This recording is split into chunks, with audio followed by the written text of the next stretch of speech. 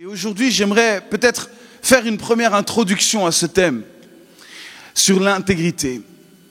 C'est un sujet ô combien important, un sujet qui me fascine, parce que on va voir que sans l'intégrité, il est difficile d'aller quelque part dans la vie.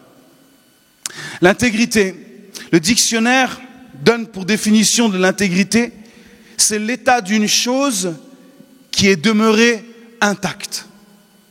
L'état d'une chose qui est demeurée intacte. Quand je possède l'intégrité, quand j'ai l'intégrité, quand je vis l'intégrité, mes mots et mes actes vont de pair. Mes mots et mes actes vont de pair. Je suis qui je suis, peu importe avec qui je suis. Je suis qui je suis, peu importe avec qui je suis.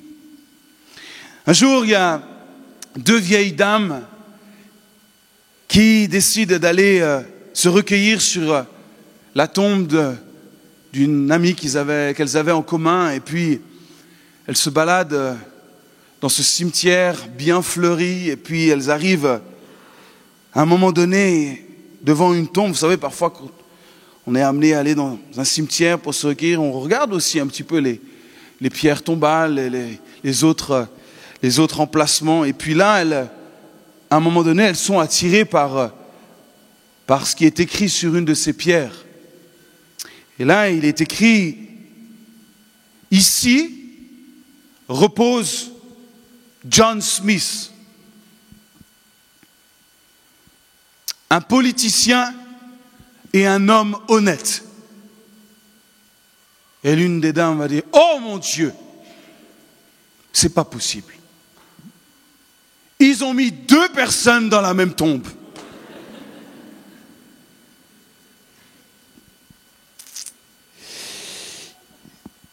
Les amis, ce n'est pas quelque chose de forcément naturel d'être intègre.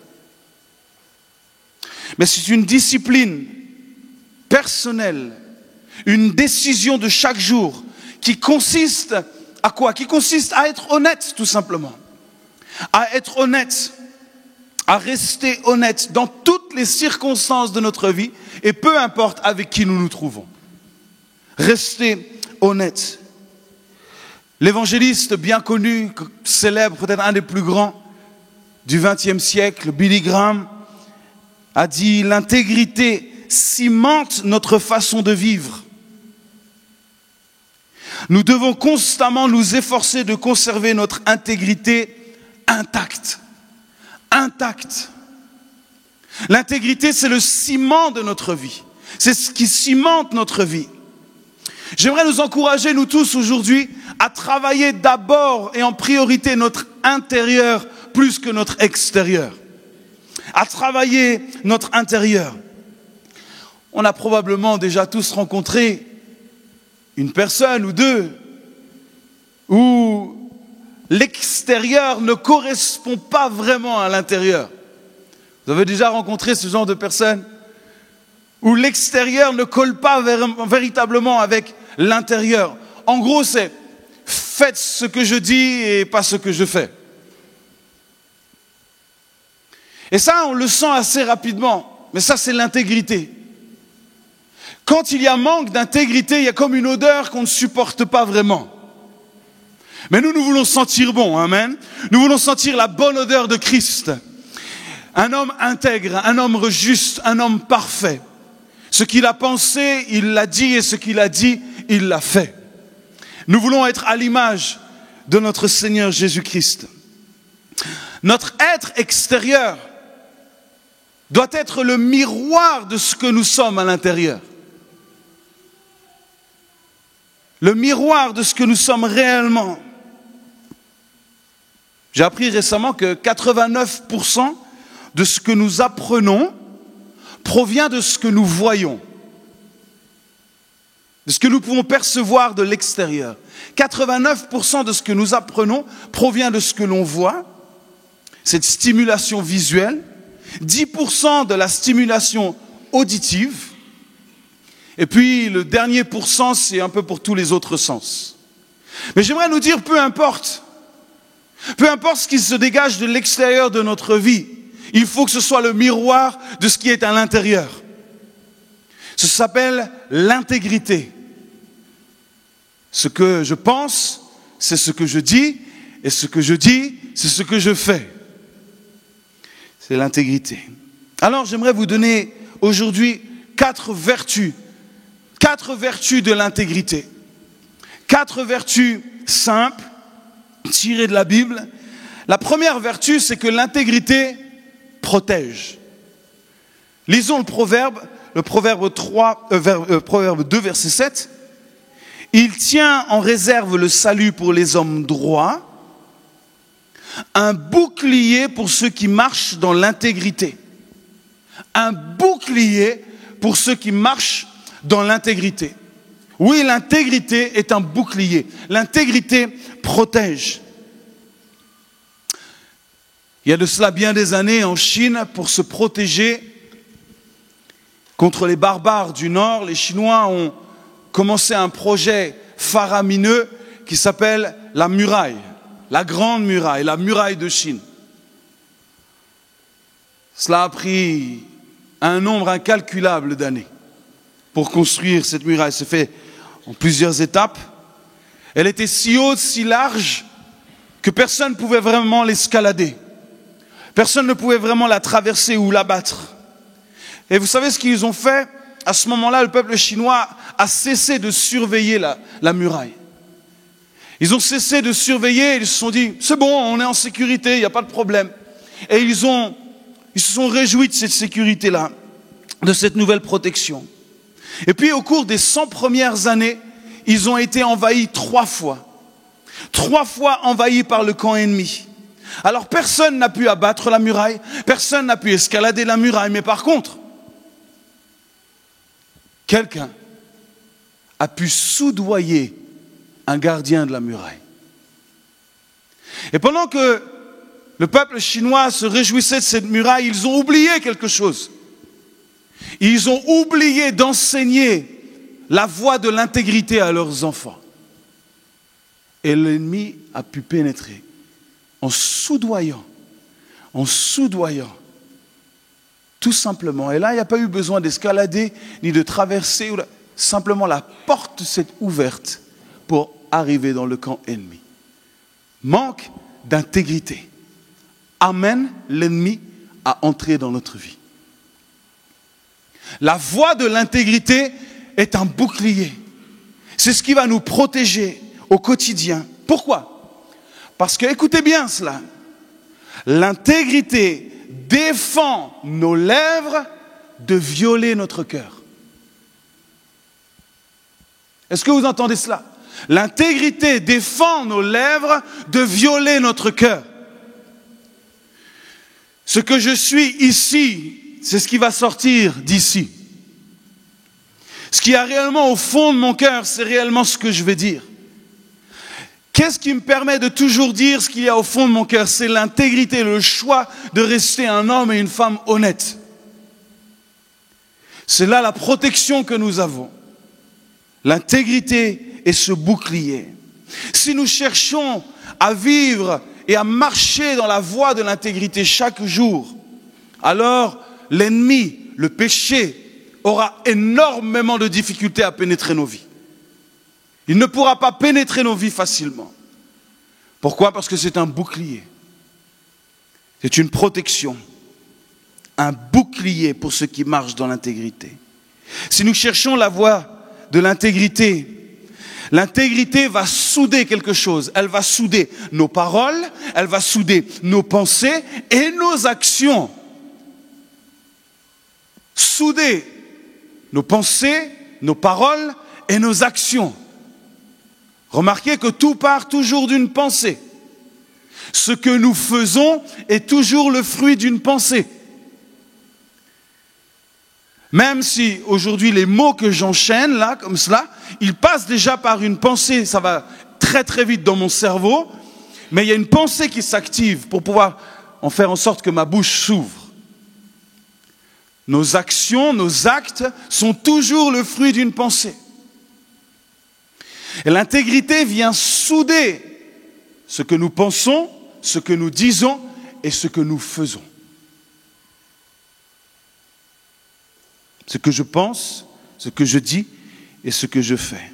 Alors, ce bouclier, qui est une arme défensive, qui peut être un peu offensive parfois aussi, mais un bouclier, surtout là aussi pour protéger, il peut servir à un moment donné pour attaquer, mais c'est un bouclier chaque jour que nous devons porter pour nos vies, pour garder la voie intègre, cette voie que Dieu veut pour chacun d'entre nous. C'est vraiment une arme puissante, c'est la meilleure arme de persuasion que nous ayons dans notre arsenal. C'est la meilleure arme pour rester convaincus que nous sommes là où nous devons être, pour rester plein de foi.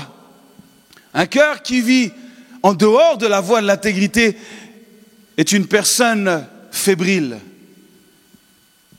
Mais une personne qui reste dans la voie de l'intégrité sera pleine de confiance, pleine d'assurance, parce que je suis honnête, je suis intègre dans mon cœur, je sais qui je suis, et je vis pleinement pour honorer mon Dieu. Alors, la première vertu, c'est que l'intégrité protège. Deuxième vertu, vous êtes toujours avec moi? La deuxième vertu, c'est que l'intégrité soutient. Et on peut lire ça ensemble. Psaume 41, verset 13. Tu m'as soutenu à cause de mon intégrité et tu m'as placé pour toujours en ta présence. Wow!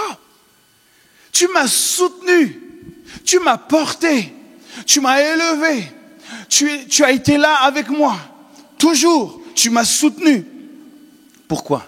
À cause de mon intégrité. À cause du choix que je fais chaque jour de rester cet homme ou cette femme intègre, honnête. Et tu m'as placé pour toujours. Waouh! Écoutez ce qui est dit là. Tu m'as placé pour toujours. Où? En ta présence. Pour toujours, je reste en ta présence.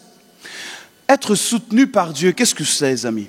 C'est la voie de la confiance. C'est la voie de l'intégrité. Être soutenu, c'est être en confiance dans notre relation entre Dieu et nous-mêmes. Dieu nous place pour toujours dans sa présence.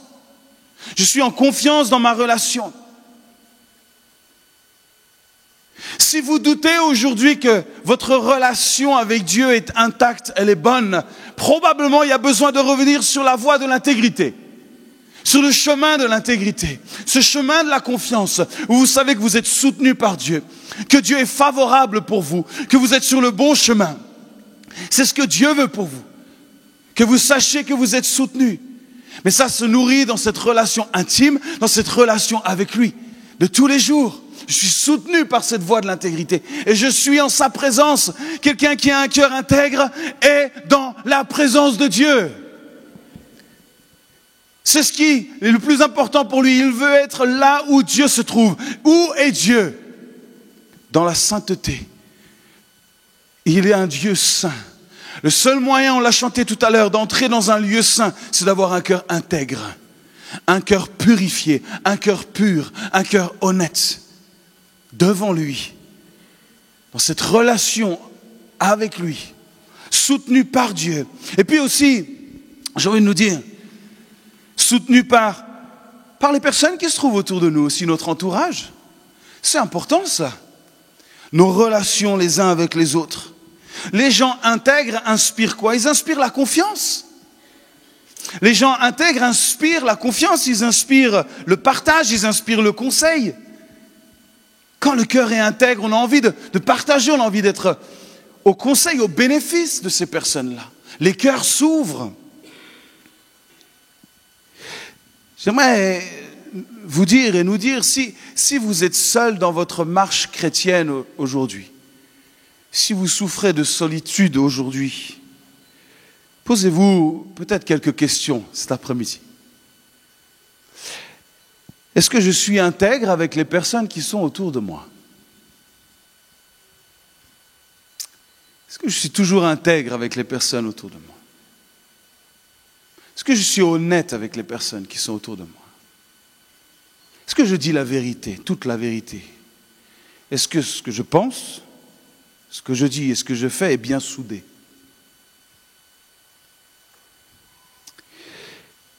Est-ce que je fais ce que je dis que je fais ou que je vais faire? Est-ce que je tiens mes paroles? Est-ce que je tiens mes promesses? Est-ce que je suis ce que je dis que je suis réellement? Vous voyez, c'est des simples questions, mais au final, elles vont définir un climat. Elles vont définir un environnement que vous allez dégager au travers de vos vies. Si c'est un environnement sain, intègre et favorable, vous ne serez pas seul. Si malheureusement, ces questions révèlent des choses en vous qui aujourd'hui ont besoin d'être changées, j'aimerais vous dire qu'il n'y a pas de fatalité. C'est possible de changer aujourd'hui et de prendre une décision à marcher dans l'intégrité, à vivre cette voie de l'intégrité. Il y a de cela quelques années, j'étais dans une pastorale et le pasteur qui était invité, c'était Jack Efford, qui est décédé malheureusement il y a quelques mois. Un homme extraordinaire, un homme de foi, un musicien, qui a composé d'ailleurs plus de 600 chants. C'est lui qui a composé « Majesté ». À lui la majesté. Un homme exceptionnel. Et puis, il nous racontait, il parlait de l'intégrité. Et une question qu'on venait souvent lui dire, « Hey Jack, Pasteur Jack, combien de temps tu prends chaque jour dans la prière ?» Vous savez, c'est toujours cette question que les gens aiment bien savoir. Vous voyez, combien de temps tu passes dans la prière?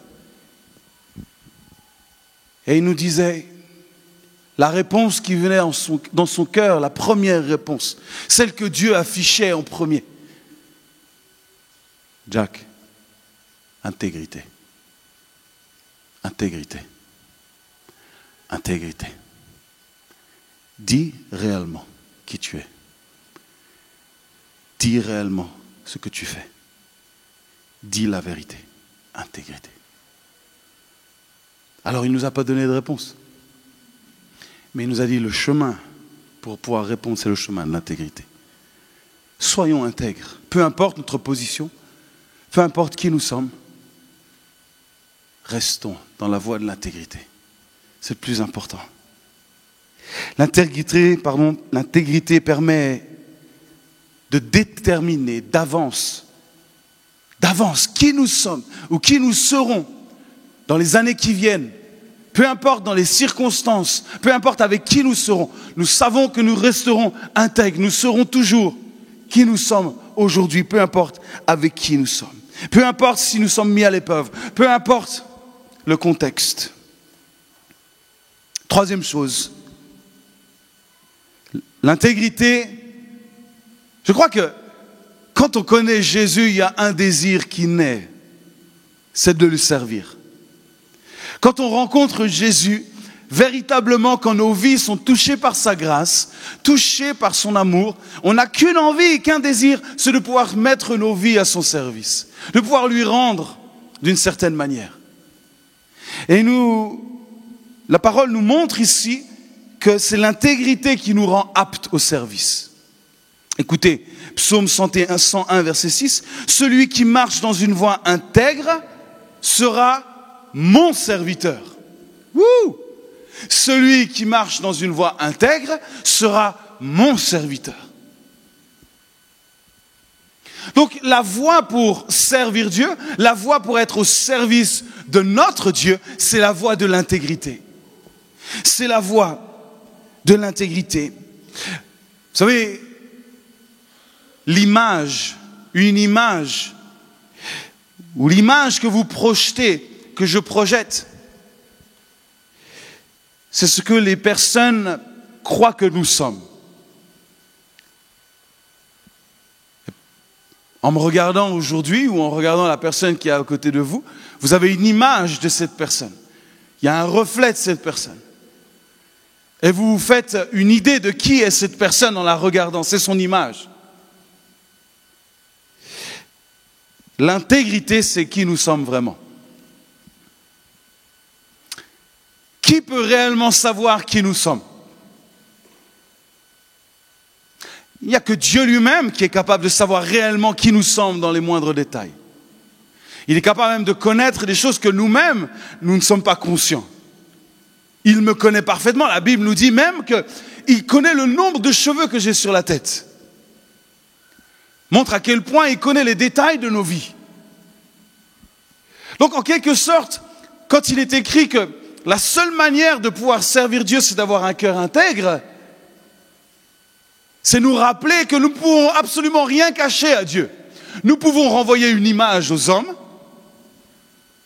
mais Dieu sait réellement qui nous sommes. Il le sait. Nous ne pouvons pas tromper Dieu. Nous ne pouvons pas lui mentir. C'est pour ça qu'il dit qu'il faut que nous marchions dans cette intégrité avec lui, et c'est comme ça qu'il va nous soutenir. Ne cherchons pas à être quelqu'un d'autre avec Dieu, lui qui t'a créé, lui qui te connaît parfaitement, lui qui t'a imaginé. N'essayons pas d'être ou d'apparaître quelqu'un de différent avec lui. Vous savez, les personnes intègres, comme nous tous cet après-midi,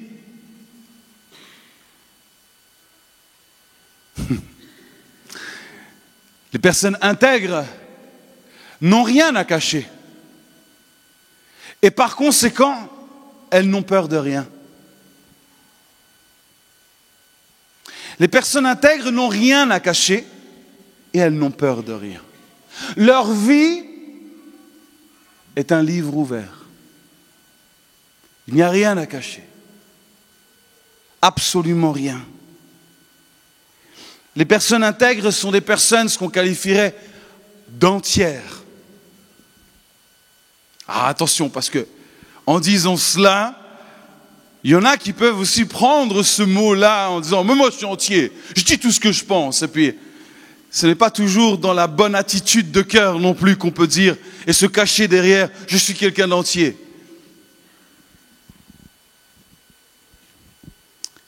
Mais les personnes intègres se reconnaissent grâce à leur sincérité.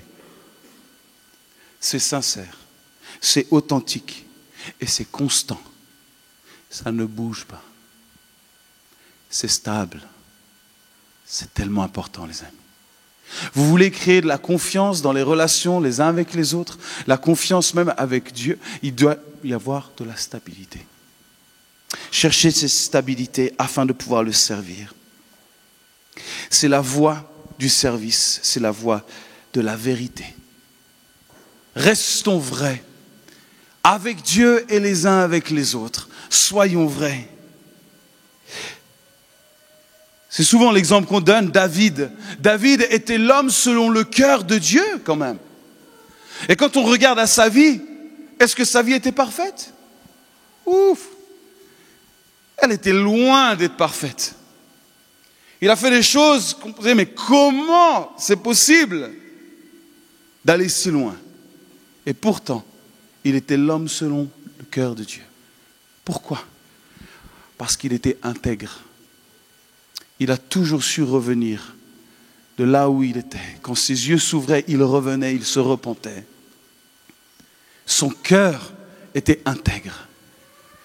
Est-ce que ça faisait de lui quelqu'un de parfait? Non. Mais l'intégrité l'emmenait sur le chemin de la perfection, le chemin du soutien par Dieu, du chemin du service pour Dieu. Il était soutenu par Dieu à cause et grâce à son intégrité, grâce à ce bouclier qu'il avait. Il a pu être utilisé d'une manière extraordinaire. La preuve, c'est que aujourd'hui, il est un modèle pour nous tous. Et pourtant, quand on regarde sa vie, on dit mais on ne veut pas faire ces choses-là, mais par contre, on veut avoir le même cœur que lui. C'est exactement cela, l'intégrité. C'est le cœur. C'est ce qui ne se voit pas, mais que Dieu voit et que Dieu révèle. C'est ce cœur-là. Dieu regarde, on le sait. Il ne regarde pas aux apparences, mais il regarde au cœur. Ce que personne ne peut voir, lui le voit. Au plus profond de ton être intérieur. Et il sait si nous sommes intègres ou non. Alors, ça c'était le 4e point. Et le dernier point que j'aimerais vous donner cet après-midi, qui n'est pas le moindre, c'est que l'intégrité, la 4e vertu, une quatrième vertu, parce qu'il y en a bien d'autres, j'en ai pris que 4 aujourd'hui, mais une autre vertu de l'intégrité, c'est qu'elle permet ou qu'elle ouvre la voie de la bénédiction. Amen. Dieu est un Dieu qui bénit. Il est un Dieu d'abondance. Il est un Dieu qui ne donne pas à moitié. Il est un Dieu qui donne absolument tout. Quand il choisit de donner, il donne tout sans retenue. C'est cela notre Dieu. C'est qui il est véritablement. Psaume 84, verset 12. L'Éternel donne la grâce et la gloire. Wow. La grâce et la gloire. Et écoutez ce qui est dit juste après. Il ne refuse aucun bien à ceux qui marchent dans l'intégrité. Il ne refuse aucun bien. Aucun bien. Vous vous souciez de vos biens, de savoir si vous allez avoir tout ce qu'il vous faut. Dieu te dit qu'il ne te refusera rien si tu marches dans l'intégrité. Et quand Dieu dit, lui, qu'il ne te refusera rien, je peux te dire qu'il ne te refusera rien. Parce qu'il est un Dieu qui donne. Il est un Dieu qui donne en abondance. Et quand il ouvre les vannes du ciel, il n'y a personne qui peut venir fermer ce robinet. Il n'y a personne qui peut venir, on arrête ça maintenant. Tant que lui décide que c'est ouvert, ça reste ouvert. Et pour vivre cela, il faut marcher dans l'intégrité. Il faut choisir l'intégrité. Et croire que Dieu est un Dieu qui donne. Car Dieu a tant aimé qu'il a donné, ça commence ici. Mais ça ne s'arrête pas là. C'est chaque jour, Dieu donne. Dieu veut prendre soin de nous dans les moindres détails. Et ce qu'il nous demande, pour pouvoir rester sous cette bénédiction, c'est de marcher dans l'intégrité, d'être vrai avec lui, d'être honnête avec lui. Ce n'est pas un problème pour Dieu de bénir. C'est le plus grand plaisir de Dieu, c'est de bénir ses enfants. Ce n'est pas un problème pour lui, c'est sa joie. C'est sa plus grande joie de pouvoir bénir, de pouvoir donner. Mais peut-être la difficulté qu'il a aujourd'hui, c'est de trouver des cœurs intègres pour pouvoir déverser ses bénédictions. Où sont les cœurs intègres pour pouvoir recevoir la bénédiction de Dieu? Vous me direz, mais pourquoi il faut absolument avoir un cœur intègre si Dieu donne alors qu'il me donne, peu importe dans la condition dans laquelle je suis?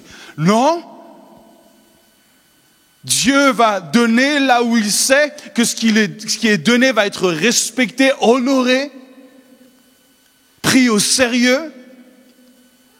Ça me rappelle une histoire, l'histoire de Salomon, quand il va prendre la suite de son père David, justement, dans 1 Roi 3. Vous savez, il est là, il est sur la montagne, il est en train d'offrir 1000 holocaustes. Il est en train d'offrir quelque chose d'agréable pour Dieu. Et puis là, Dieu vient le voir, va lui poser une question incroyable. Cette question incroyable. Que veux-tu que je fasse pour toi? Que veux-tu que je fasse? Vous croyez vraiment que Dieu pose ces questions à n'importe qui? Croyez vraiment que Dieu va prendre le risque de poser cette question à quelqu'un qui ne marche pas dans la voie de l'intégrité? À quelqu'un qui n'en a que faire de son royaume? Quelqu'un qui n'en a que faire de qui il est? Non, il va ouvrir la vanne, il va ouvrir le robinet de la bénédiction à celui qui veut marcher dans une voie intègre avec lui et celui qui veut honorer et favoriser son œuvre ici. Et il est venu voir Salomon. Que veux-tu que je fasse? Qu'est-ce que Salomon va demander? Une Lamborghini?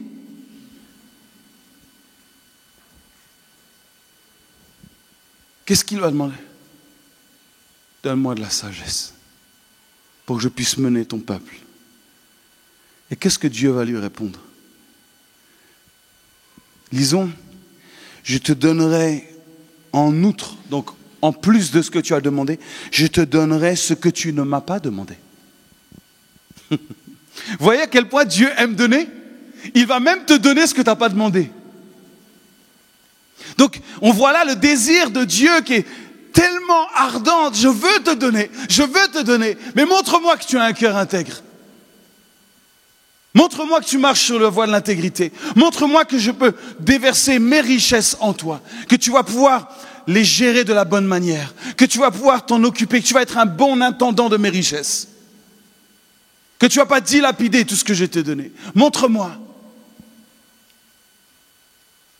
Tu ne m'as pas demandé des richesses et de la gloire, de telle sorte qu'il n'y en aura pendant toute ta vie aucun roi qui soit ton pareil. Tout ce que tu ne m'as pas demandé, je te le donnerai. Et il nous est dit que Salomon a été l'homme le plus riche que la terre n'a jamais porté jusqu'à encore ce jour aujourd'hui. Et si vous lisez, vous verrez la richesse de Salomon. Prenez le temps juste de prendre des notes sur les chiffres. Dieu l'a saturé de sa bénédiction. Dieu n'a pas de limite. Quand il donne, il n'a pas de limite. Si vous marchez dans l'intégrité, si nous marchons dans l'intégrité, les vannes du ciel, la bénédiction de Dieu nous accompagnera. Vous devez absolument comprendre cela. Ce n'est pas un problème pour Dieu de donner. Le problème, c'est nous. Sommes-nous prêts à accueillir d'abord ce que lui veut et surtout être dans cette voie d'intégrité pour le servir lui. Pas que nos richesses nous servent. Le cœur de Salomon était d'abord pour voir Dieu agir et qu'il veut être utilisé pleinement comme Dieu le voulait.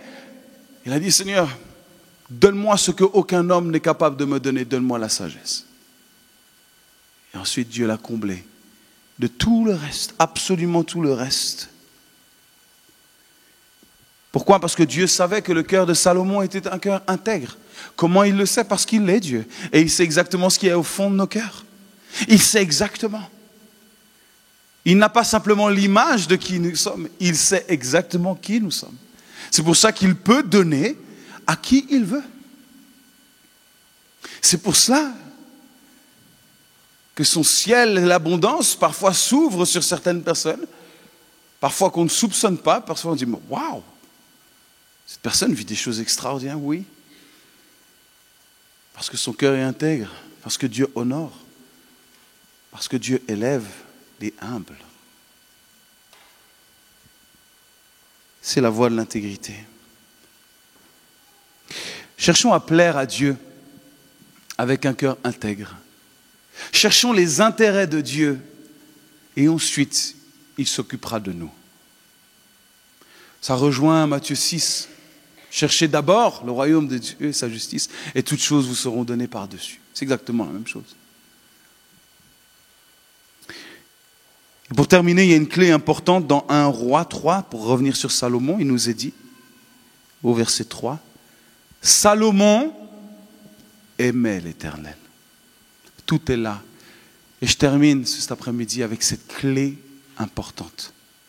La clé de l'intégrité, c'est l'amour. C'est l'amour. Il n'y a pas d'intégrité sans amour. Si nous aimons Dieu de tout notre cœur, de toute notre force, de toute notre pensée, de tout notre être, alors nous allons vouloir vivre dans cette voie de l'intégrité pour l'honorer avec nos pensées, avec nos paroles et avec nos actions. C'est l'amour. S'il n'y a pas l'amour, ça ne tiendra pas. Ça ne tiendra pas. Ce cœur intègre vient de l'amour que nous avons pour Dieu. Comment vient l'amour de Dieu ? Comment vient l'amour pour Dieu ? Nous ne pouvons pas choisir d'aimer Dieu comme ça. Il faut d'abord être aimé de lui pour pouvoir l'aimer en retour. C'est lui qui nous aime le premier pour que nous puissions... Vous savez, même là, Dieu donne. Il donne, pourquoi ? Parce qu'il est comme ça. Nous ne pouvons absolument rien faire pour l'aimer. C'est lui qui nous donne l'amour, qui nous fait voir sa grâce, sa puissance. Quand on voit l'amour manifesté à la croix, on réalise cet amour, on reçoit, on se saisit de cet amour, on expérimente cet amour. Et en retour, on peut vivre cette vie intègre. Pourquoi ? Parce qu'elle est animée par cet amour, ce désir de lui rendre, ce désir de tout faire pour lui, pour son honneur, pour sa gloire à lui. Parce que nous ne méritons rien. Nous n'avons rien de bon à lui offrir. si ce n'est notre cœur repentant devant lui et dire « Je ne mérite rien, mais tu m'as offert la grâce et la gloire. » Et aujourd'hui, je me présente devant toi avec un cœur intègre. Le chemin qui ouvre le ciel pour recevoir l'amour de Dieu, c'est un cœur authentique. Si ton cœur cet après-midi, si mon cœur cet après-midi est authentique devant Dieu, le ciel s'ouvre. Les psaumes, qu'est-ce que c'est? C'est 150 chapitres au cœur de la parole, 150 chapitres d'authenticité. C'est tellement authentique, c'est pur. Le psalmiste, David notamment, ouvre son cœur. Pleinement, il ouvre son cœur. Il ouvre sa vie. Sa vie est un livre ouvert, exposé au monde entier, depuis des générations et des générations. Mais tellement pur et tellement intègre que Dieu a dit, je vais les écrire. Et ça servira pour toute l'éternité. Ce cœur pur, ce cœur intègre. Ce cœur qui me loue non pas simplement avec mes lèvres, avec ses lèvres, mais avec son cœur. Comment nous le louons chaque dimanche? Avec nos lèvres ou avec authenticité, avec intégrité, avec un cœur pur, avec un cœur authentique. C'était le cœur de David. Il venait louer Dieu avec ce cœur pur et intègre. Qu'est-ce que Dieu a fait? Il lui a donné sa faveur et sa grâce. Il l'a pardonné, il l'a relevé. Et il en a fait un modèle pour nous tous aujourd'hui. Oui, c'était un homme faillible et il a failli bien des fois dans sa vie, mais Dieu l'a toujours relevé. Il relèvera toujours celui qui est intègre, celui qui est authentique, celui qui vient simplement avec son cœur ouvert pour servir Dieu, pour aimer Dieu. Alors cet après-midi, j'aimerais qu'on puisse prier ensemble. Prier un instant là-dessus et suite à ce message, je crois qu'il y a une vraie réponse à donner, une réponse authentique, intègre à Dieu cet après-midi. Parce que moi je suis simplement là comme porte-parole, mais je sais que ce qui change une vie, c'est pas de faire une prière parce que le pasteur a dit faire une prière. C'est une prière authentique du cœur adressée à un Dieu tout-puissant qui changera ta vie. Pourquoi? Parce que le cœur authentique et la voie de l'intégrité ouvre le robinet du ciel, ouvre la bénédiction de Dieu qui vient te guérir, qui vient te pardonner, qui vient te restaurer, qui vient te relever. C'est ce Dieu-là qui est présent dans ce lieu cet après-midi et qui s'adresse à chacun d'entre nous. Et celui qui ose venir avec intégrité devant lui, alors recevra la bénédiction d'un Dieu vrai, d'un Dieu juste et d'un Dieu tout-puissant.